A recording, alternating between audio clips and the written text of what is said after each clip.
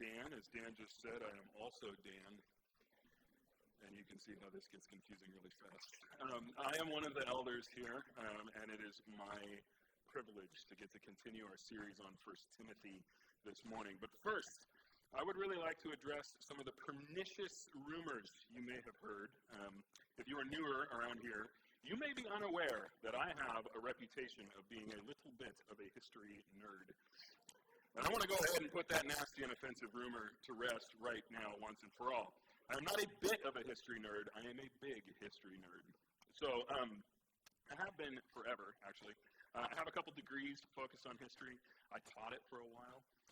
Even when I was a kid, like a small one, I would be reading a textbook, right? I would read old textbooks as a little kid.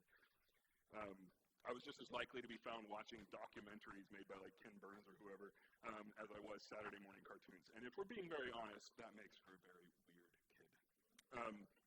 I mean, you're laughing at that, but what you should be doing is feeling bad for my poor mother. Do you have any idea how many parent-teacher conferences that poor lady had to go sit through that went exactly like this?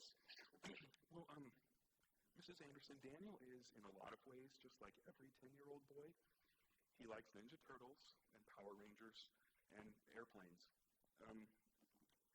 But he has the vocabulary of a 57-year-old college professor. And he talks about things that no 10-year-old boy should be able to talk about. Well, no, nothing bad, Mrs. Anderson. It's just, like the other day, he went on for 30 minutes about the Battle of Edington and its geopolitical ramifications on the strained relations between Wessex and the Danelaw. I don't even know what that means, Mrs. Anderson. Well, so you see, that's actually not that good, though, Mrs. Anderson, because this is math class, and we're working on our 9 times tables. And on that, Daniel has a 63%. And then Mom gives you the finger. Not that finger, the mom finger, and you all know exactly what the mom finger looks like. If you have a mom or you are a mom, it's this one, right? So there are very few areas of life where being a history nerd is actually useful. It's definitely not useful in convincing a certain pretty young lady to give you the time of day, let me tell you. Never once in the decades that Stephanie and I have known each other has she ever gone, oh, he's talking about the Anglo-Saxons again. It's so dreamy. But one area where it is useful is in Bible study. See, I don't think you need to be a scholar of any kind to be able to crack open the Bible, to read it, to understand what it's saying, and to be able to apply it. If you are a scholar or a history nerd or whatever, and you bring that to the table, the Bible is actually not undermined by your digging into it. If anything, it gets stronger. And that right there is actually, to me, one of the most compelling evidences that Scripture comes to us directly from the hand of God.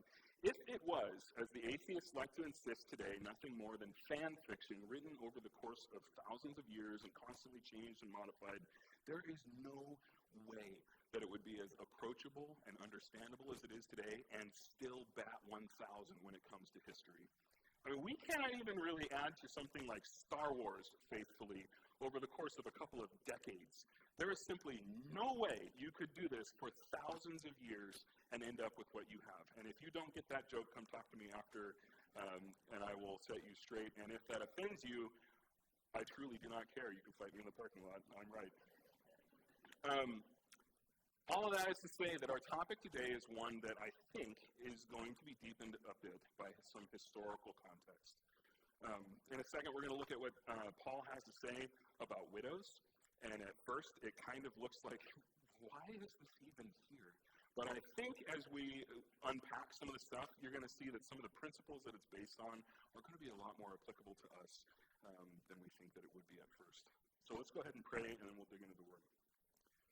Lord, thank you. Thank you for today. Thank you for the sun. I opened the window this morning, and the sun on my face just reminded me of the promises that you have made. That no matter what our life circumstances might look like in a world that is broken by sin, you have taken care of it all. We ask today, Lord, that you would be with us in our service, that every part of it would be honoring to you, that the words of my mouth would be something that is pleasing to you and would draw us all closer to you tomorrow than we are today. Amen. All right, I would love it if you guys would stand up with me as I read the word. I'll just read our passage, and then we'll go from there. So, 1 Timothy chapter 5, verse 1 through 16 says, "Do not rebuke an older man, but encourage him as you would a father. Younger men as brothers, older women as mothers, younger women as sisters, in all purity. Honor widows who are truly widows. But if a widow has children or grandchildren, let them first learn to show godliness on their own household, and to make some return to their parents. For this is pleasing in the sight of God. She who is truly a widow, left all alone, has set her hope on God, and continues in supplications and prayers night and day. But she who is self-indulgent is dead even while she lives. Command these things as well, so that they may be without reproach. If anyone does not provide for his relatives, and especially for members of his household, he has denied the faith and is worse than an unbeliever. Let a widow be enrolled if she is not less than 60 years of age, having been the wife of one husband and having a reputation for good works. If she's brought up children, has shown hospitality, has washed the feet of the saints, has cared for the afflicted, and has devoted herself to every good work. But refuse to enroll younger widows, for when their passions draw them away from Christ, they desire to marry, and so incur condemnation for having abandoned their former faith. Besides that, they learn to be idlers, going about from house to house, and not only idlers, but also gossips and busybodies, saying what they should not. So I would have younger widows marry, bear children, manage their households, and give the adversary no occasion for slander, for some have already strayed after Satan. If any believing woman has relatives who are widows, let her care for them. Let the church not be burdened, so that it may care for those who are truly widows." You guys go ahead and be seated, and may God add his blessing to the reading of his word. So last week, Pastor Dan walked us through chapter 4, where Paul was instructing Timothy on what to teach and how to live it out. The first couple sentences of our little passage that we just read there are directly connected to that. Timothy, don't let anybody look down on you for your age. Also, don't lord your authority over anybody. Treat older men and women with respect and kindness and gentle correction, consistent with the qualifications of an elder that Paul had already mentioned: above reproach, gentle, self-controlled, not quarrelsome. He's supposed to treat younger men as brothers, not with noogies and Charlie horses as you might have treated your brother or been treated by a brother, but as teammates. The kind of like, let's go, bro. You can do this. Come on. Young women, Timothy is to treat as sisters with all the respect and purity that he can find. There should not even be a hint of impropriety. How much damage has been done to the church over centuries by ignoring that one single sentence? And then Paul takes a turn, a sharp one. Widows? Why are we singling widows out of all the people that we just talked about? Well, to put it simply, it's because this is a subject that the Ephesian church is actively dealing with. It was a very real example of something the Ephesian church could practice, the live it out, from Pastor Dan's sermon last week. And actually, the question of what to do with widows was a nearly universal problem in the early church. And that sounds a little strange to us. Widowhood, does not. We understand that part. But universal problem is a bit much, don't you think? That seems extreme. We have widows here at Cornerstone. A few, not very many, but a few. And we love each and every one of them. I cannot, for the life of me, picture them being enough of a problem for this entire church that we would need an apostle to step in and tell us how to deal with it. Right? It just seems weird.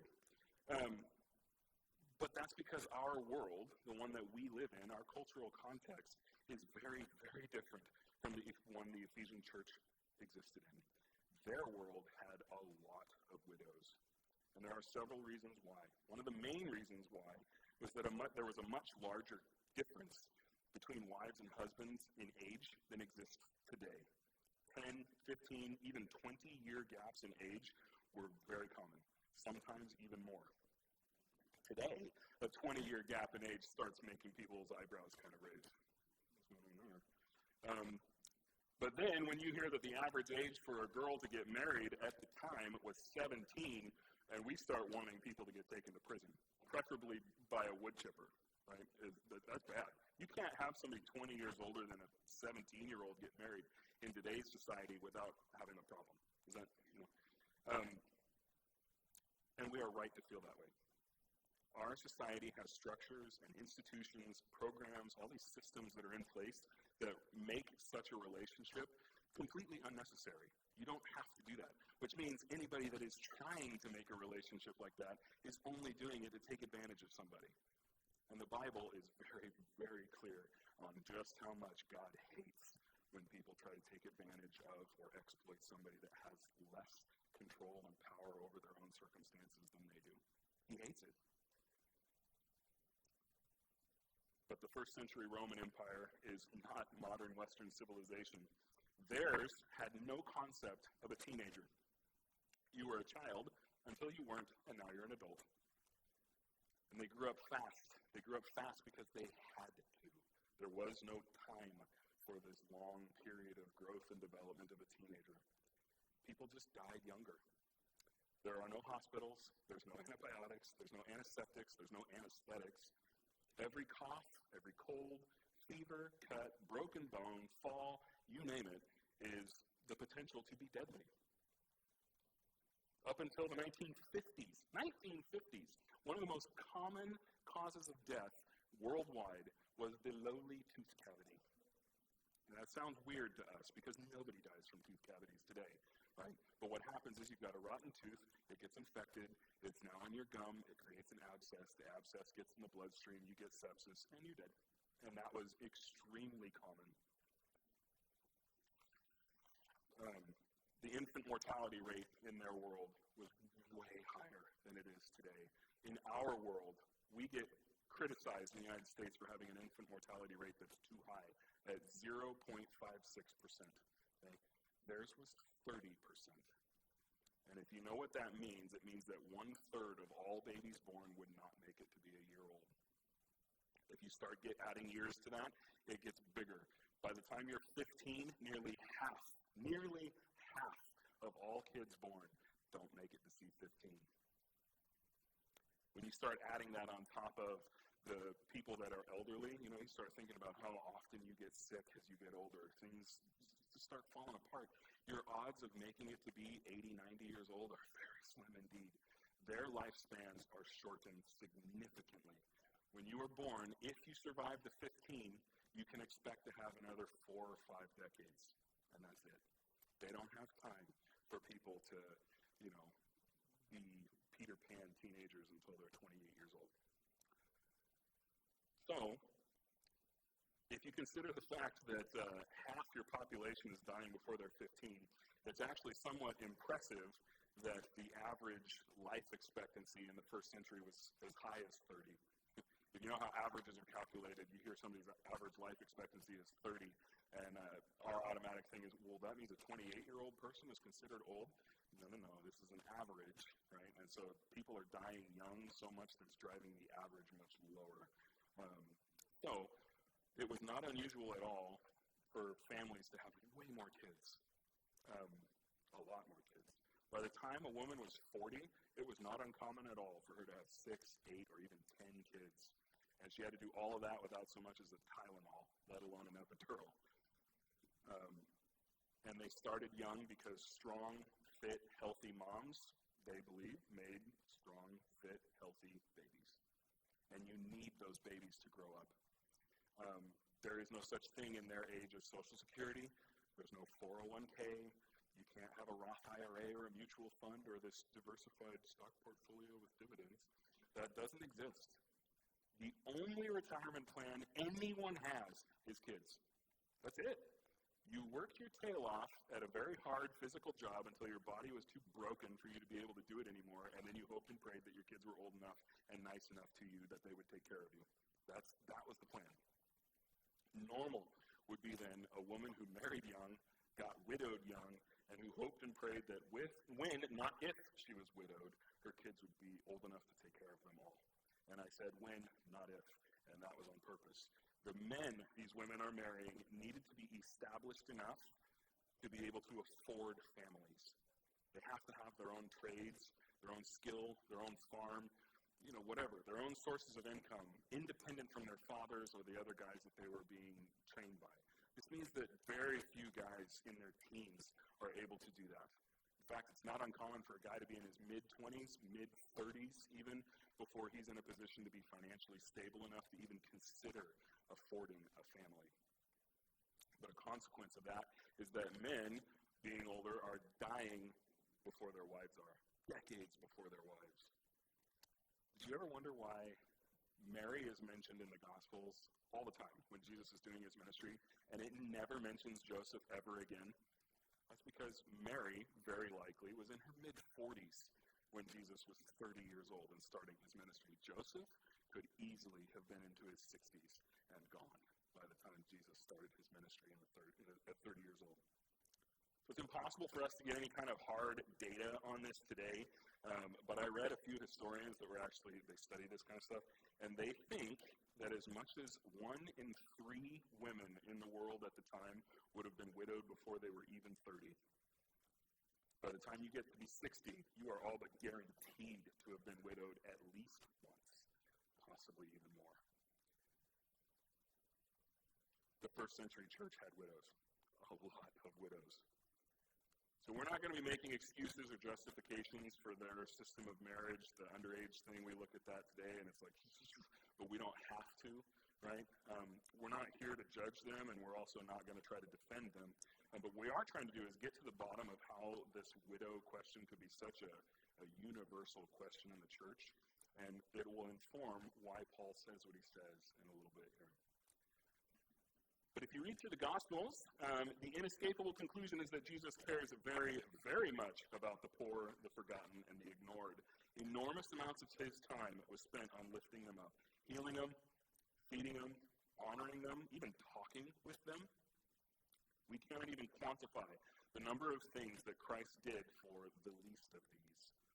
The Apostle John, Jesus' earthly best friend, wrote that Jesus did so many things like that it would be impossible to write them all down. The world itself could not contain all the books that would be written, he said.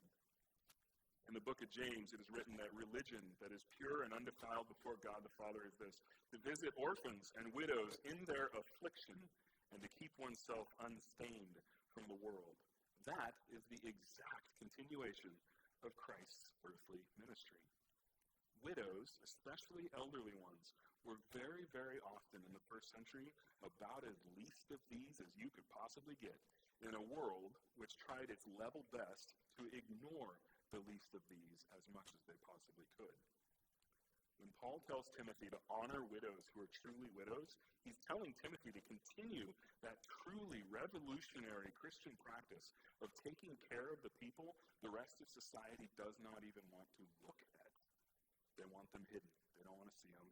In fact, talking to somebody like this, a leper or somebody like that, they believed would make you unclean before God. You can't even go to the temple if you've talked to a leper, right? And a widow, a poor elderly widow, is in the exact same boat as that leper. The consequences, you'd think that Paul would be telling Timothy that he should be serving any and every widow he can possibly find. But he doesn't. Instead, Paul puts the responsibility on a widow's family to care for her first. If a widow has children or grandchildren, let them first learn to show godliness to their own household and make some return to their parents. Take care of your mamas, folks. She took care of everything for you when you were young. The very least you can do is try to pay her back just a little bit by taking care of everything for her when she's old. And the consequences for not doing it are fairly dire. If you look at verse 8, if anyone does not provide for his relatives, and especially for members of his household, he has denied the faith and is worse than an unbeliever. That feels pretty stone cold to me, but I think we kind of understand why. If providing for your grandmother or mother or aunt or sister who has nothing is godliness, it kind of makes sense that ignoring her when she's in complete need would be exactly the opposite. Someone who claims to know Jesus Christ and to follow him should know that Christ's heart is for the afflicted, and they should know that Christ-like service and ministry starts at home with the people that are closest to you. If you can't honor the Lord by loving the people closest to us, how can we possibly hope to effectively honor the Lord by loving people we've never met? An unbeliever, on the other hand, can't be expected to know any of that. We expect them to act accordingly. And even still, in their world, those people knew enough to know that you should probably take care of mom, right? That's the only retirement plan anybody has. How could you possibly say, I want my kids to take care of me when I'm old, but my own mom, forget that lady. Right? They can't do that. They're not going to do it. Most of them wouldn't. That, of course, does not mean for us that it is always possible to do that with our families. The reality is that relationships and families can be just as broken by sin as everything else is. Sometimes patterns of abuse, addiction, mental health issues, broken choices, these things can and they do prevent people from even being around members of their own family, let alone having godly relationships with them. But I think we can all agree that it would be ideal if we had that kind of relationship with our family. And also, I think we could probably agree that taking care of somebody despite a strained relationship might be the very kind of thing that God would use to fix that relationship, right? But what if a widow had no children or no grandchildren, no family at all? Well, there is your true widow. Verse 5 says that such a widow has set her hope on God and continues in supplications and prayers night and day. And of course she has. When this was written, marriage and family was the very best, most reliable source of stability and security for everyone. Think of it kind of a bit like having a job today. If you don't have a job today, the odds of you being financially stable are basically zero. Okay? Kind of the same thing for them. The difference is that you, if you needed a job badly enough, could go be a greeter at Walmart. They cannot. The true widow just simply didn't have the option of fixing her circumstances whenever she wanted to. Her options often fell to beg on the street or die. And often, almost always, in fact, the answer was actually C, all of the above. It's not hard to see why she would set her hope totally on God and pray night and day. Paul tells Timothy in verse 7 that he is to command these things as well, so that they may be above reproach. The true widows here are commanded to set their hope on God and to pray night and day. But above reproach, who could possibly have anything negative to say about someone who is stuck in such impossible hardship? Well, verse 6 there kind of gives us a little bit of a clue. It says, she who is self-indulgent is dead even while she lives. Hardship is a double-edged sword. None of us want it, but it's also the only way that anybody grows. An athlete, for example, will never get stronger if he just watches people lift weights on YouTube. He's got to go pick up some really heavy stuff, a lot, and it's not going to be hard, or easy. It's going to be hard. We grow through hardship, not comfort. But you're really only going to grow through hardship if you handle it the correct way. If you choose to handle your hardship by indulging in whatever makes you feel better, you can self-destruct in very short order. We can rationalize that a million ways, of course. You can say, I deserve this because things are so hard. Or this makes me happy, I just want to be happy again. This is just self-care. All of a sudden you get so hung up on woe is me, navel-gazing, and taking care of yourself that everything else becomes just too much work. It's too hard. It's not really all that fun. And so before too long, the only person you know how to care about could be you. And we really don't have to look very hard to see that principle in action in society today, do we? We are so laser-focused in our society on self-care and mental health that we are without doubt the most self-aware society to have ever existed. And what do we have to show for it? Absolutely appalling record numbers and climbing of people with depression, anxiety, addictions, ruinous debt for stupid, unnecessary luxuries, broken relationships, on and on and on and on. You could do this all day. Our culture is focused on fixing itself to the point where it is destroying itself in basically every single way it is possible to destroy yourself. We are dead even while we live. Verse 9 paints a different picture of what a life well lived should look like, though.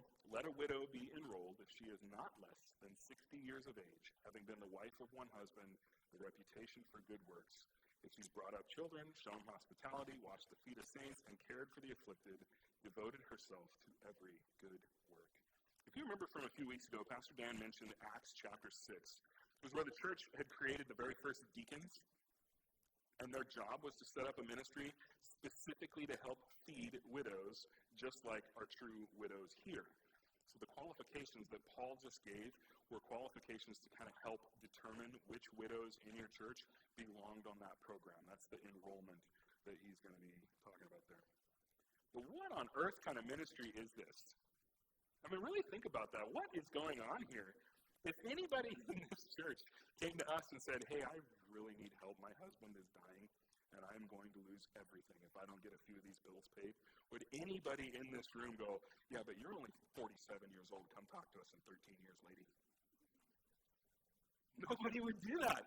What is happening here? Part of these requirements are just to help determine who is most in need. Okay? The sad fact of the matter is that a woman in her 60s at that time was just about dead last on the list of people likely to get remarried. Biologically, she's not having kids anymore, and even if she could, it would probably kill her in that day and age.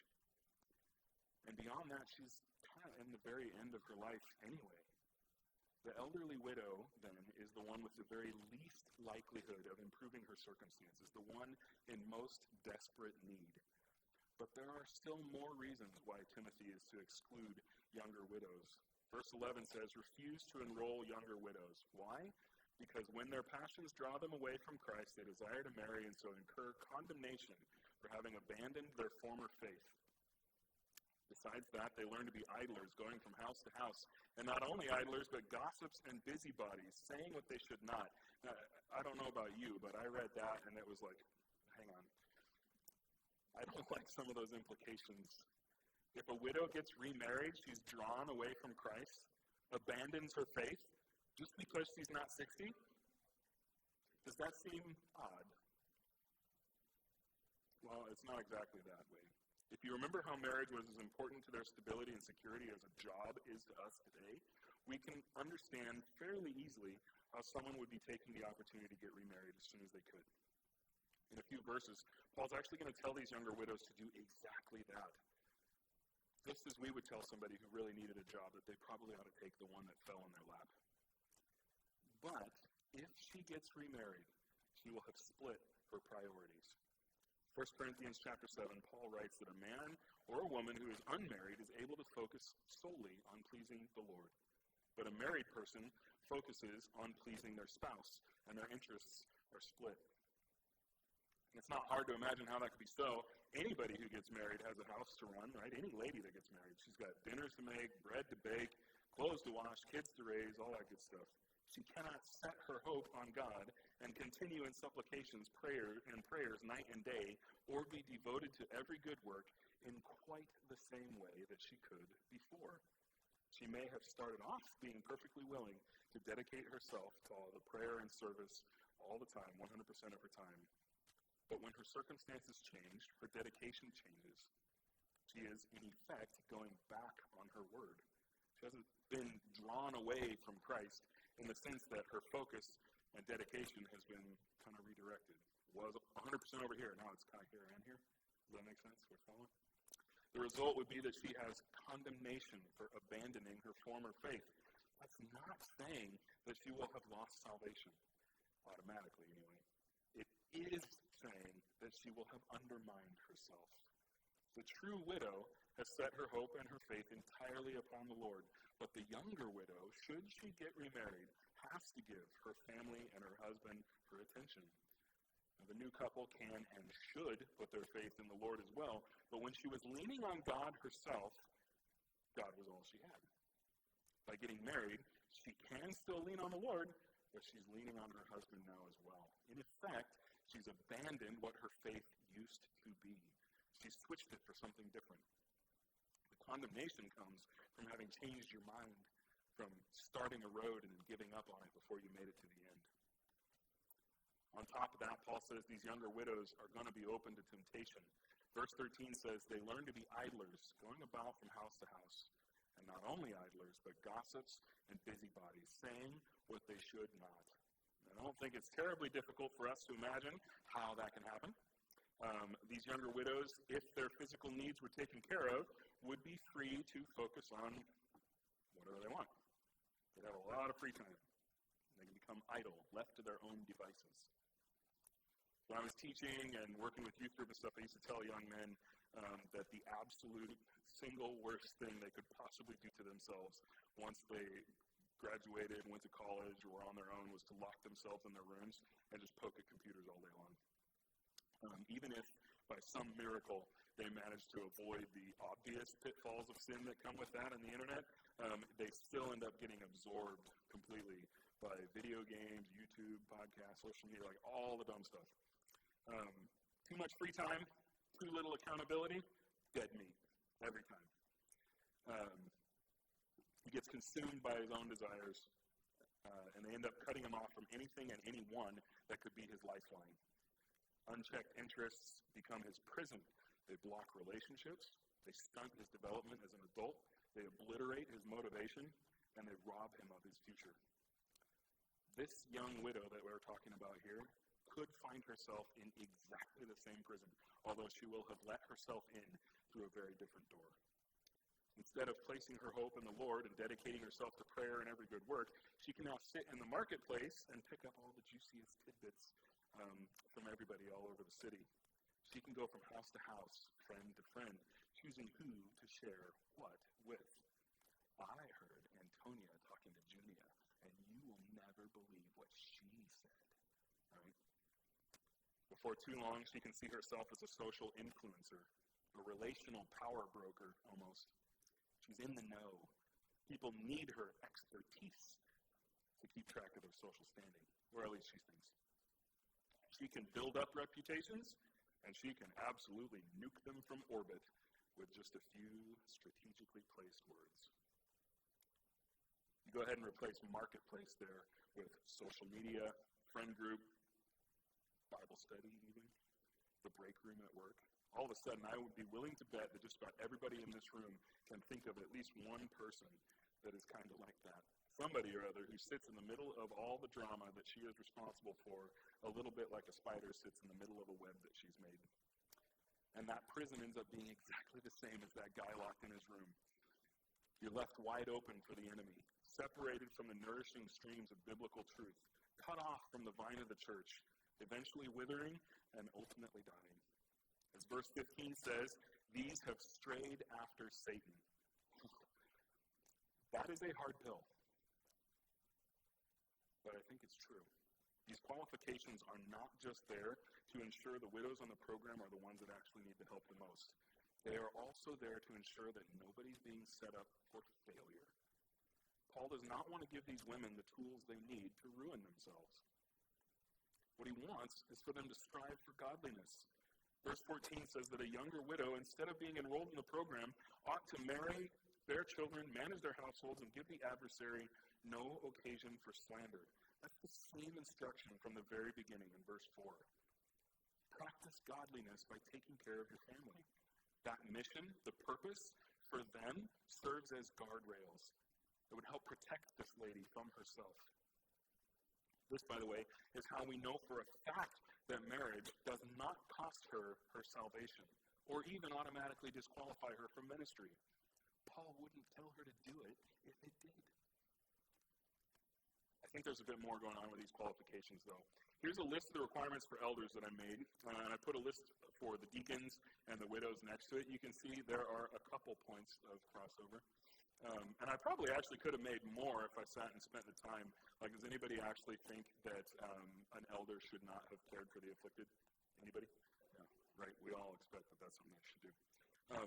It looks a lot like these qualifications are the kind of thing that we would expect for somebody that's leading ministries, not just being a part of one or benefiting from it. The true widow, again, was to dedicate her life to prayer and every good work. That's on top of everything else that we know Paul expects from women.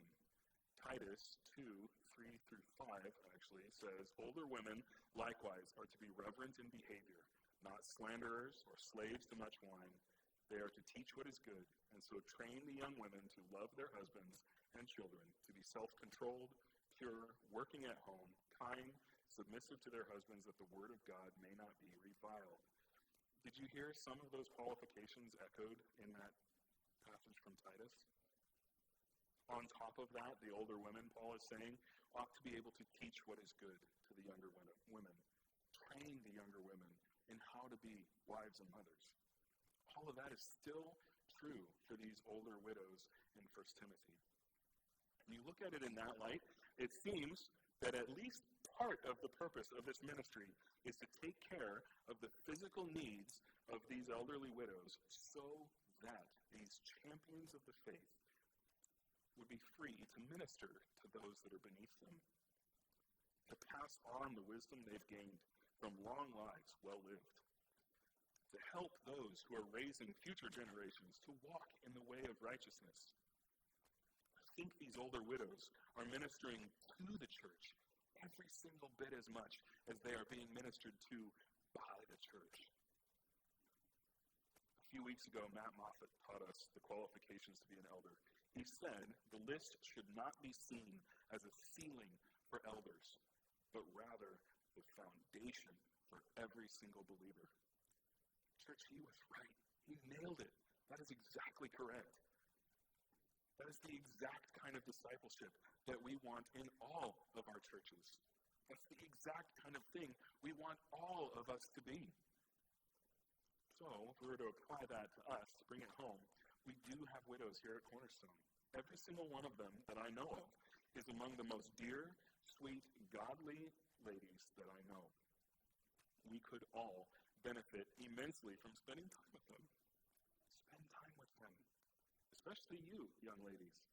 I promise you that you will totally make their day and probably their week, possibly their month. You have absolutely nothing to lose and everything to gain.